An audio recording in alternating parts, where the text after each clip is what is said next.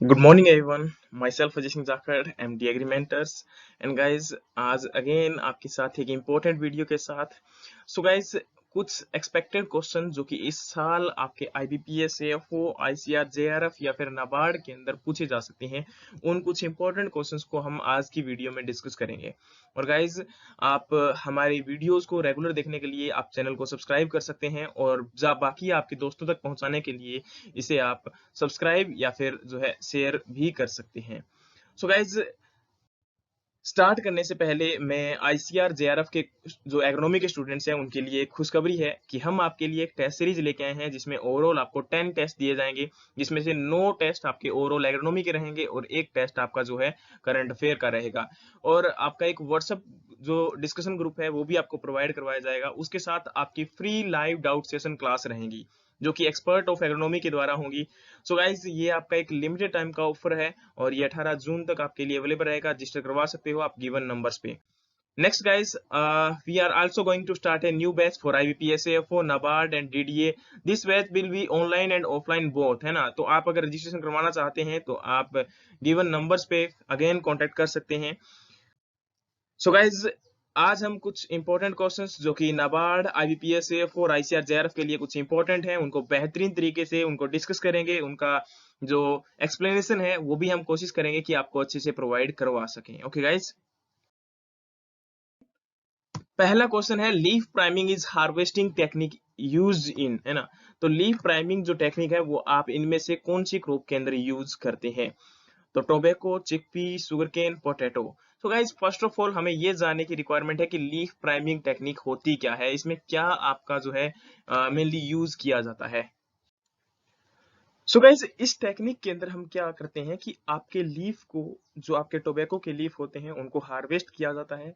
Mostly ये जो है आपका 55 टू 60 डेज आफ्टर जो है ट्रांसप्लांटिंग के बाद, जब प्लांट की ट्रांसप्लांटिंग की जाती है तो उसके 55 टू 60 डेज के बाद हम क्या करते हैं, उसकी लीफ प्राइमिंग करते हैं, यानी कि उसको हार्वेस्ट करने का काम करते हैं, उसके प्लकिंग करते हैं, है ना. सो गाइज ये आपका टोबैको में किया के अंदर काफी सारी टेक्निक्स होती हैं जिनको हम यूज करते हैं. So guys first of all priming जो कि हमने डिस्कस कर लिया. सेकंड आपकी टेक्निक है यहाँ पर निपिंग और टॉपिंग. निपिंग और टॉपिंग का मतलब क्या होता है कि ऊपर से जो उसकी बड होती है, प्लांट के अंदर जो ऊपर की बड होती है, जो एपिकल बड होती है, उसको हम क्या करते हैं, रिमूव करते हैं. तो उसे आप क्या बोलते हो, निपिंग और टॉपिंग बोलते हो. अगला है आपका क्यूरिंग. क्यूरिंग के अंदर लीफ को ड्राई किया जाता है, उसके पत्तों को सुखाया जाएगा. और जब ड्राई किया जाता है तो उस समय एक इंपॉर्टेंट चीज ये होती है कि उसके कलर, टेक्सचर और एरोमा के ऊपर कोई भी इंपैक्ट नहीं होना चाहिए, जिससे उसकी क्वालिटी क्या हो सकती है, डिटेरियोरेट हो सकती है, खराब हो सकती है. नेक्स्ट आपका है रैबिंग. रैबिंग टेक्निक आपने सुना होगा कि ये टोबैको के फील्ड के अंदर नर्सरी में किया जाता है. और इसमें जब किया जाएगा तो इसमें बहुत इंपॉर्टेंट क्या रहता है कि मेनली जो लीफ के सॉरी आपके टोबैको के अंदर जो आपके टोबैको नेक्रोसिस डिजीज या फिर टोबैको मोजेक डिजीज आता है, उनको उनका अटैक ज्यादा ना हो आपके प्लांट के ऊपर. तो इसीलिए आपके नर्सरी के अंदर कुछ जो आपके ड्राई लीव्स होते हैं या कुछ आपका ड्राई मैटर होता है, प्लांट्स का रेजिड्यू जो होता है, उसको बर्न आउट किया जाता है, उसको जलाया जाता है ताकि वहां से उनका इम्पैक्ट जो है खत्म हो सके.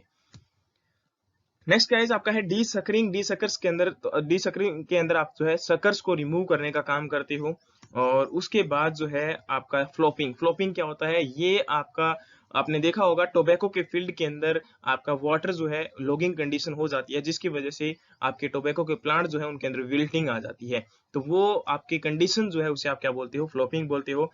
सो गाइज आपका ये भी बोल सकते हो कि आपका टोबैको जो प्लांट है वो आपका वाटर लॉगिंग के प्रति सेंसिटिव होता है. सो नेक्स्ट क्वेश्चन आपका है seed viability of a groundnut can be improved by. Seed viability जो है ग्राउंडनट की वो इम्प्रूव कर सकते हो कैसे? Sun dry of pod after harvesting, shade drying of pod after harvesting, oven dry of pod after harvesting, और drying of pod in tobacco sorry itself after harvesting. तो आपका क्या होता है कि जो पोड है ना, तो उनको ड्राई जो किया जाता है तो वो आपका उसकी वजह से क्या होगा कि उसकी वायबिलिटी के ऊपर, वायबिलिटी का मतलब क्या है यहाँ पर? सो गाइस वायबिलिटी का मतलब ये होता है कि सीड आपका जर्मिनेट कर पाएगा या नहीं कर पाएगा, उसकी जो कैपेबिलिटी है. तो उसकी कैपेबिलिटी को इम्प्रूव करने के लिए ग्राउंडनट की, तो यहाँ पर आपके जो पोड्स होते हैं उनको ड्राई किया जाता है ना. तो उनको ड्राई कैसे किया जाएगा? सो गाइज याद रखना, यहाँ पर आपका जो पोड्स होते हैं उनको शेड ड्राई किया जाता है, उनको छाया के अंदर सुखाया जाता है, क्योंकि सन ड्राई करोगे तो जिससे क्या हो जाएगा, यहाँ पर उससे क्या होगा कि उसका जो लीफ जो आपके पोड होते हैं उनके अगर सन ड्राई करते हो तो उसकी वजह से क्या हो सकता है, उसकी क्वालिटी डिक्रीज हो सकती है। लेकिन यहाँ पर उसकी सीड वायबिलिटी को इम्प्रूव करने के लिए उसके अंदर क्या किया जाता है, उसको शेड ड्राई किया जाता है, यानी कि छाया के अंदर उसको सुखाया जाता है। ओके गाइज, सो यहाँ पर आपकी सीड डोरमेंसी, सीड वायबिलिटी और सीड मल्टीप्लिकेशन, ये तीनों टेक्निक्स को अगर मैं बताऊं तो सीड डोरमेंसी का मतलब क्या होता है कि आपका सीड जो है वो अलाइव है, जिंदा है, लेकिन वो जर्मिनेट नहीं कर सकता ड्यू टू एनवायरमेंटल फैक्टर, या फिर आपका कोई भी ऐसा अलग फैक्टर हो सकता है जिसकी वजह से वो सीड डोरमेंट रह जाता है, जर्मिनेट नहीं कर पाता। सीड वायबिलिटी का मतलब मैं आपको बता चुका हूँ, सीड मल्टीप्लिकेशन, यानी कि एक सिंगल सीड से आप कितने नंबर ऑफ सीड को प्रोड्यूस कर सकते हो आफ्टर हार्वेस्टिंग, है ना। तो sowing to harvesting how much seed can be produce from a single seed, that is the known as seed multiplication. Okay guys, next है hormone which is also termed as stress hormone in plant is. कौन सा hormone है जिसे आप stress hormone के नाम से भी जानते हो? तो आपके टोटल हार्मोन्स की बात करूं तो इथाइलिन, ऑक्सिन, जिबरलिन और एबीए। एबीए का मतलब यहाँ पर है abscisic acid. So guys, ethylene जो है वो मेनली राइपनिंग के लिए यूज होता है। ऑक्सिन हार्मोन जो है आपका एपिकल ग्रोथ के लिए या फिर प्लांट की ग्रोथ के लिए यूज किया जाता है। जिबरलिक एसिड जो है वो भी आपका, जिबरलिन हार्मोन जो है वो भी आपका इंटरनोडल ग्रोथ के लिए, और अगर बात करूं तो सीड जर्मिनेशन के लिए उसको यूज करते हैं। और आपका जो एब्सिसिक एसिड है ये हार्मोन आपका स्ट्रेस हार्मोन होता है, और ये कहीं ना कहीं प्लांट की ग्रोथ को रोक देता है। आपने देखा होगा प्लांट जो है कई बार आपका स्ट्रेस कंडीशन के अंदर आ सकता है। आपको देखा होगा जब मान लीजिए वाटर लॉगिंग कंडीशन हो गया या फिर वाटर अवेलेबल नहीं है, उस समय प्लांट जो है अपने पत्तियां वगैरह गिरा देता है। तो उस समय क्या है, एब्सिसिक एसिड वर्क करता है, और एब्सिसिक एसिड क्या करेगा, उसकी पत्तियों को गिराने का काम करेगा, जिससे क्या हो जाएगा, आपका जो प्लांट होगा, आपका जो प्लांट होगा वो एक उस स्ट्रेस कंडीशन से बाहर निकलने का काम करेगा, है ना। तो इसलिए इस हार्मोन को आप क्या बोलते हो, यहाँ पर एब्सिसिक एसिड बोलते हो। ठीक है, तो यही हार्मोन है जो कि मेनली रिस्पॉन्सिबल है आपका जो है, जो एज स्ट्रेस हार्मोन का काम करता है, और ये आपका जो है एंटी जिबरलिन भी बोला जाता है इसको। ओके, सो गाइज आपका नेक्स्ट क्वेश्चन है न्यूविसिया इंडिका कॉजेस। यहाँ पर पूछा गया है कि न्यूविसिया इंडिका जो एक फंगस होती है वो कौन सा डिजीज कॉज करती है? Loose spot of wheat, powdery mildew in pea, Karnal bunt in wheat, ergot in bajra. So guys अगर आपको loose spot of wheat, powdery mildew in pea, Karnal bunt in wheat, ergot of bajra, इन सभी में से अगर इनके कोजल ऑर्गेनिज्म का पता होगा तो इसका हम इजीली आंसर कर सकते हैं। लूज स्पॉट ऑफ व्हीट जो है उसका कोजल ऑर्गेनिज्म आपको पता होगा, अस्टिलेगो न्यूडा ट्रीटिसाई होता है ना। और अगर बात करते हैं पाउडरी मिल्ड्यू ऑफ पी, तो उसका जो है आपका इरिस्पी स्पीसीज जो है मेनली कॉज करता है। और अगर बात करते हैं यहाँ पर करनाल बंट ऑफ व्हीट, तो इसका ही कॉजल ऑर्गेनिज्म जो है वो आपका न्यूविसिया इंडिका है। और एरगेट ऑफ बाजरा की अगर बात करते हैं तो एरगेट ऑफ बाजरा जो है इसका कॉजल ऑर्गेनिज्म आपको पता होगा, क्लेविसेप्स प्यूपुरिया जो है, परपुरिया जो है इसका कॉजल ऑर्गेनिज्म होता है। तो यहाँ पर आपका आंसर क्या होगा, न्यूविसिया इंडिका जो है वो आपका करनाल बंटिन व्हीट कॉज करता है। और ये आपका व्हीट के अंदर एक ऑब्जेक्शनेबल डिजीज होता है, यानी कि अगर करनाल बंट ऑफ व्हीट अगर किसी सीड में प्रेजेंट है देन उसको एक्सपोर्ट नहीं किया जा सकता इंडिया से, है ना। तो गाइस कुछ एक आपका मेजर डिजीज की एक लिस्ट है। करनाल बंट ऑफ व्हीट जो है वो आपका न्यूविसिया इंडिका, फ्लैक्समट, यूरोसिस्टिस ट्रिटिसाई, लूसमट, एसिलोगोन्यूरिया ट्रिटिसाई, ब्लैक और स्टेम रस्ट जो है पक्सिनिया ग्रामिनी ट्रिटिसाई, और ब्राउन लीफ रस्ट आपका पक्सिनिया ट्रिटिसिना, टुंडू और येलो ईयर रूट जो डिजीज है वो आपका Corynebacterium tritici plus एंगुइना tritici. एंगुइना tritici एक नेमाटोड है, और आपका कॉर्निबैक्टीरियम ट्रिटिसाई एक आपका बैक्टीरिया है। सो गाइज ये दोनों की वजह से ही कोज होता है, ये इंपॉर्टेंट डिजीज में से एक है, आपका कई बार एग्जाम्स में पूछा जा चुका है, याद रखना। पाउडरी मिल्ड्यू जो है वो आपका एरेस्पी ग्रामिनिस और वेराइटी जो है आपका ट्रिटिसाई जो है इसके लिए इंपॉर्टेंट है। बात की जाए तो क्वेश्चन आपका है the yearly sequence and spatial arrangement of crops और crops and fallow is known as, कि आपका जो ईयरली सीक्वेंस है क्रॉप्स का है ना, या फिर क्रॉप्स के साथ फैलो जो सिस्टम है उसको आप क्या बोलते हो? Cropping system, cropping pattern, farming system, intensive cropping. So guys, जब बात की जाती है क्रॉपिंग सिस्टम, क्रॉपिंग पैटर्न या फार्मिंग सिस्टम और इंटेंसिव क्रॉपिंग की, तो इनको समझना बहुत जरूरी है। सिस्टम का मतलब क्या होता है कि ओवरऑल आप उसमें सारे के सारे रिसोर्स को यूज करके आप एक क्रॉप को प्रोडक्शन करने का काम कर रहे हो, तो वो आपका क्या होता है? क्रॉपिंग सिस्टम, है ना। क्रॉपिंग पैटर्न में क्या होता है? आप बोल सकते हो कि जो आपका सीक्वेंस है क्रॉप्स का ग्रो करवाने का, उसे आप क्या बोलते हो? Cropping pattern. फार्मिंग सिस्टम में आपका ओवरऑल फार्म जो है उसके अंदर क्या क्या आपके एंटरप्राइजेस हैं, किस किस को आपने यूज किया हुआ है, वो सारा का सारा इसमें क्या आ जाएगा? फार्मिंग सिस्टम में आ जाएगा। इंटेंसिव क्रॉपिंग मींस कि हायर इनपुट को यूज करते हुए आप मैक्सिमम प्रोडक्शन करने का जो काम करते हो, वो आपका क्या किस में जाता है? इंटेंसिव क्रॉपिंग, है ना। सो गाइस, यहाँ पर इसका आंसर क्या होगा? Cropping pattern. और ये आपका क्रॉपिंग पैटर्न और क्रॉपिंग सिस्टम दोनों का डेफिनेशन अच्छे से दिया गया है। तो क्रॉपिंग पैटर्न मींस कि proportion of area under different crops at different points of time. It also indicate the time and spatial arrangement or sequence of crop for fallow in a particular land area. So guys, यहाँ पर आप समझ सकते हैं कि कितना area कौन सी crop के अंडर में दिया गया है वो भी, और दूसरा आपका जो टाइम और स्पेशल के अकॉर्डिंग अरेंजमेंट जो होता है क्रॉप्स का, वो भी आपका किस में जाता है? क्रॉपिंग पैटर्न में। और क्रॉपिंग सिस्टम मैंने अभी आपको बताया कि जितने भी रिसोर्स को यूज करते हुए आपका जो क्रॉपिंग पैटर्न है उसको यूज करते हुए इन दोनों का जो रिलेशन एस्टेब्लिश किया जाता है क्रॉप प्रोडक्शन के लिए, उसे आप क्या बोलते हो? क्रॉपिंग सिस्टम बोलते हो। ओके गाइज,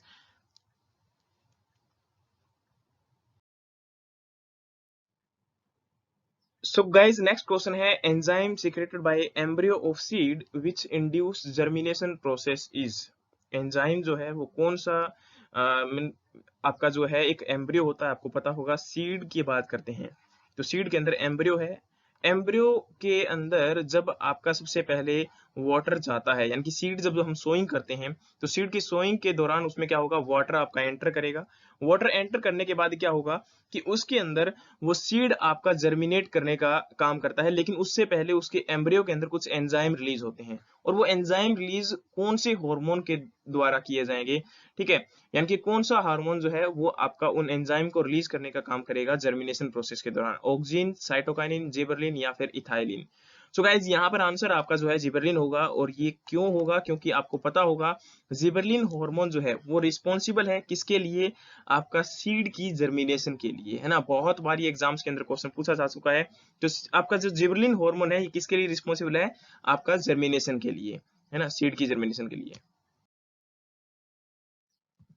नेक्स्ट क्वेश्चन है reclamation of sodic soil is done by application of. जो सोडिक सॉइल है उसके रेक्लामेशन के लिए आप क्या यूज करते हो? Lime, press mud, gypsum, pyrite.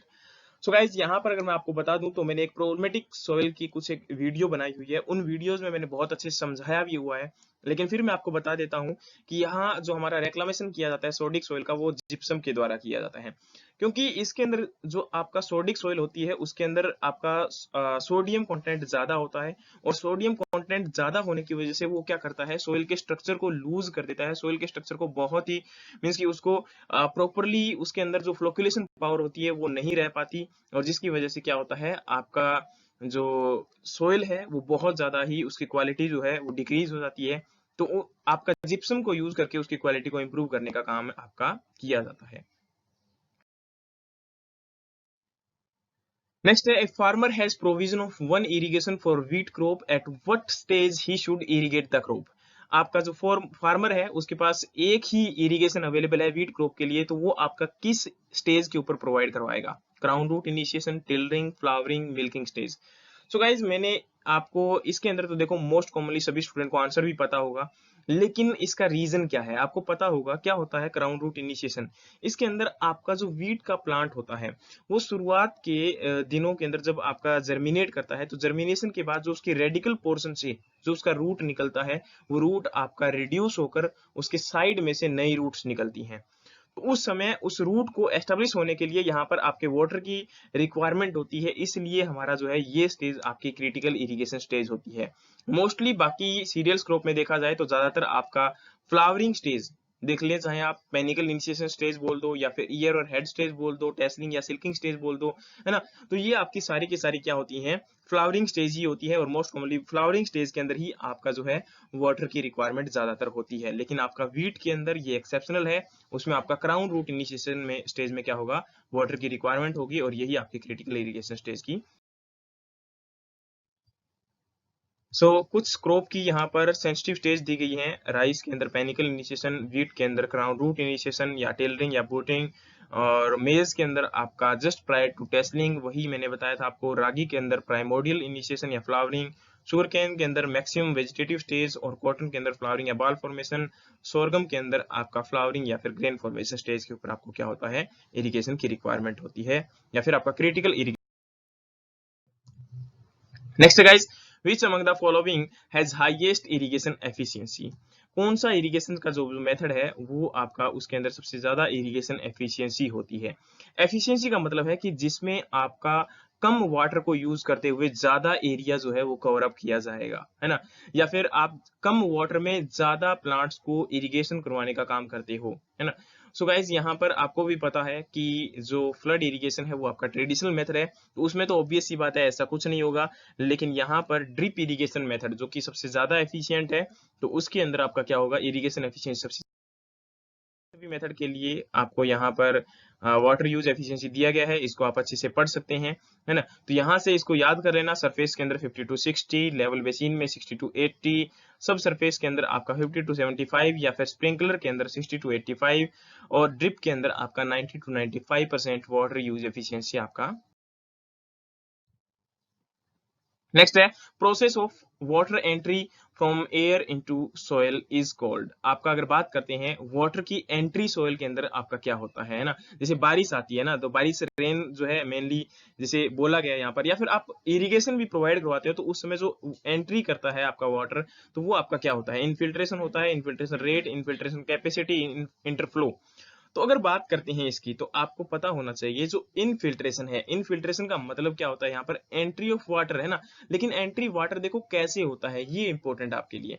So guys, यहाँ पर आपका जो इनफिल्ट्रेशन होगा उसका मतलब ये है कि आपका जब अनसेचुरेटेड कंडीशन के अंदर वाटर एंटर करता है तो उसे आप इनफिल्ट्रेशन बोलते हो। लेकिन परकोलेशन जो होता है वो आपका सेचुरेटेड कंडीशन के अंदर जो वाटर नीचे डाउनवर्ड मूवमेंट करता है वो आपका यहाँ पर परकोलेशन होता है। और लीचिंग का मतलब क्या होता है, जब न्यूट्रिएंट आपका वाटर के साथ जो है डाउनवर्ड मूवमेंट करता है उसे आप क्या बोलते हो, लीचिंग लॉस बोलते हो। सो गाइस, यहाँ तक आपको समझ में आ गया होगा। सो इसका आंसर आपका क्या होगा।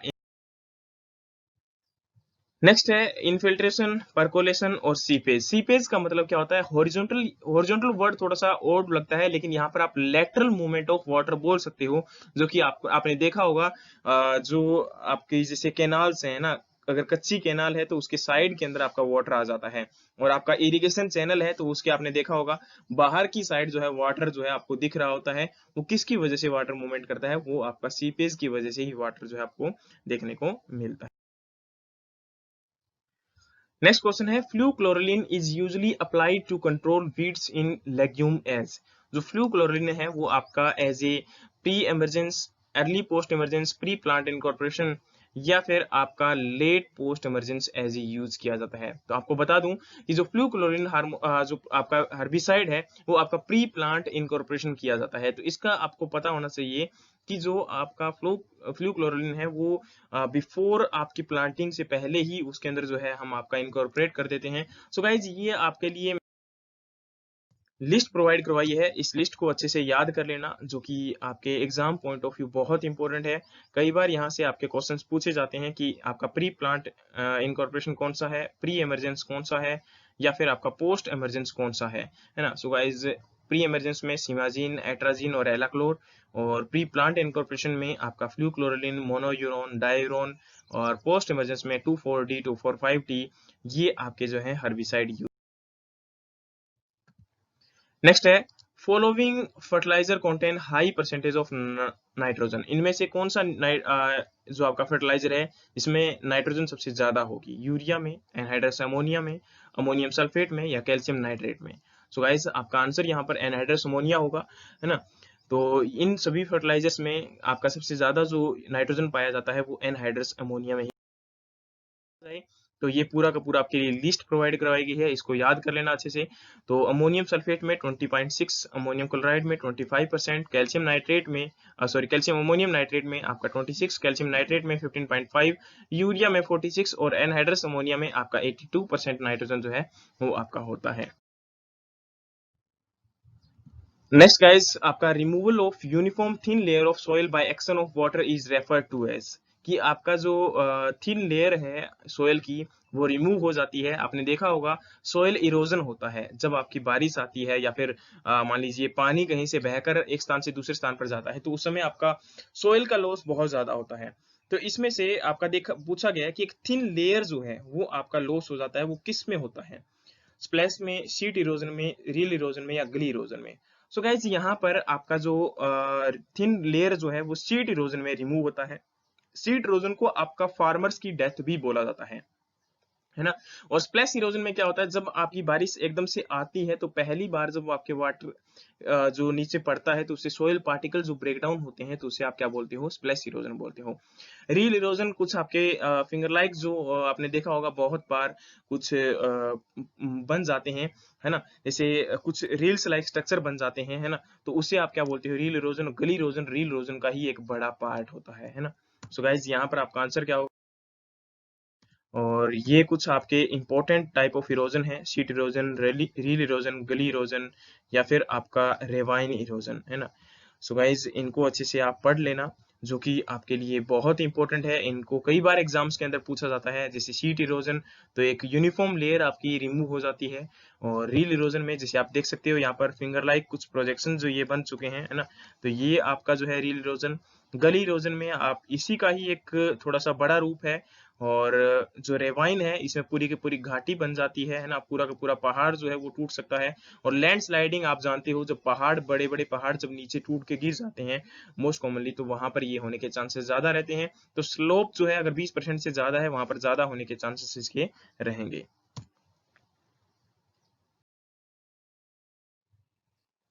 नेक्स्ट क्वेश्चन है, C N ratio of organic matter in the soil is. C N ratio जो है ऑर्गेनिक मैटर के अंदर कितना होता है? 15:1, 10:1, 20:1 या 5:1? So guys C N ratio, carbon nitrogen जो रेशियो है वो कई बार आपके एग्जाम्स के अंदर पूछा जा चुका है, और ऑर्गेनिक मैटर के अंदर यहाँ पूछा गया है, तो आपका 10:1 जो है ऑर्गेनिक मैटर के अंदर क्या होता है? C N ratio. और बाकी यहाँ पर एक पूरी पूरी लिस्ट है आपकी सी एन रेशियो की। ह्यूमस में 10:1, नॉर्मल सॉइल के अंदर 8:15:1, लेग्यूमिनस में 20:30:1, और सीरियल्स में अगर बात की जाए तो 19:1, और फार्म यार्ड मैन्योर में 25:30:1, सो डस्ट में आपका 400:1, और अगर माइक्रो ऑर्गेनिजम्स की बात करते हैं तो उनका आपका 4:1 to 9:1 जो है लोवेस्ट यहाँ पर होता है ना। सो गाइज ये कुछ इंपॉर्टेंट क्वेश्चंस थे जो कि बहुत सारे एग्जाम्स के अंदर इनको as a general agriculture questions आपके पूछे जाते हैं, तो इनके ऊपर थोड़ा फोकस करना। और बाकी कहीं भी अगर आपको डाउट हो या फिर कोई भी आपकी अगर गलती हो जाए तो प्लीज कमेंट बॉक्स में जरूर बताना, उसे सुधारने की कोशिश की जाएगी। ओके गाइज, तो आपको वीडियो कैसा लगा कमेंट बॉक्स में जरूर बताना। मिलते हैं नेक्स्ट वीडियो में। Thank you so much guys.